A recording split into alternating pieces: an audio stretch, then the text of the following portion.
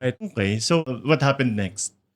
Yep. So, yun na, 2 years old, ang nangyari, kumontak na kami sa sa Children's Hospital, dito sa Irod. Irod. Oo, tapos medyo, kasi during that time, hindi pa pandemic Oo. T20. Oo, So, nag 2 years kasagsagan pa. old siya, 2021 So, around January ng 2021, doon na kami kumontak na kung pwedeng magpa-schedule or deathbed nga. And what happened, medyo ang tagal nung nung Gaano katagal during your time?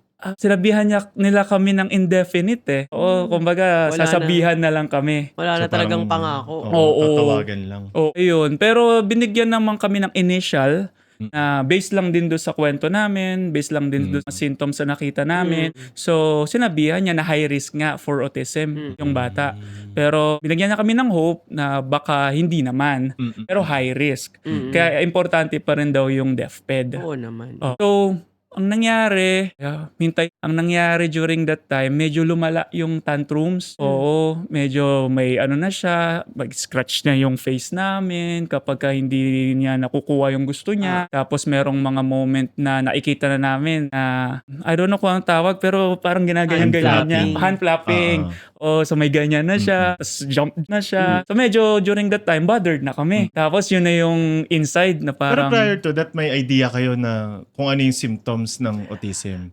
thank you for YouTube Academy. Okay, so nakapag-search Oo, na. nakapag-search kami. So thank you for those videos na na-upload. YouTube University. YouTube University. Hindi na pala Academy, no? University na siya. So, yun, medyo may ideas kami na nakuha na. Prior nga yung pag-contact namin sa hospital, Children's Hospital, may ganun na. So, yung nakikita na namin yung mga symptoms na yun, plus wala pa ring response dun sa speech niya. And then, during that time, medyo bothered. Ako personally, bothered na ako inside. Kasi ang question na sa mind ko, what's wrong? Ano nangyari?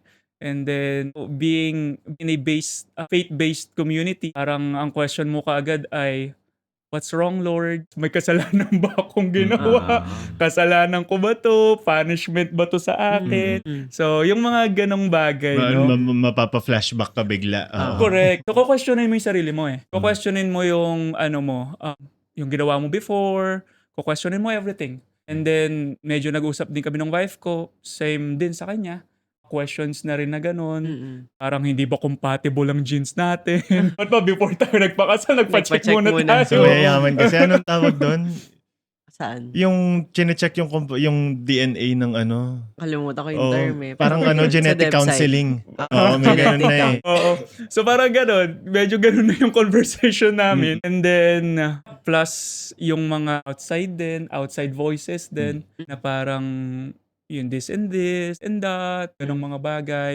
And to be honest, during that time, it's very hard for us, especially sa akin kasi father and then firstborn, hindi mo alam kung hanggang kailan to na hindi siya magsasalita. Forever ba to? Hindi na ba siya magiging functional? Things like that. Medyo hindi na bothering sa akin personally. And then siguro comfort lang din na meron ding mga nasa community na somehow ay background ay psychology. So they advise us na baka okay sa inyo na ipa-therapy nga kahit na wala pa yung deathbed, kahit wala pa nga yung diagnosis niya, pwede naman daw ipa-therapy.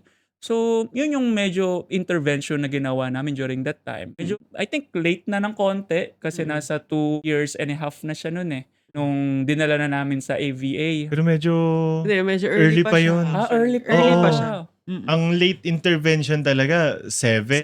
Yan. Yes. So, yung mga 2 years old, nandun pa kasi sa Nasa early pa naman yun. Early. Super early lang siguro yung mga 6 months and Okay, all. okay. Pero early pa naman po yun. Alright. Oo. So, early pa pala kami. No? Oh. Akala namin kanina late, pero early pa siya.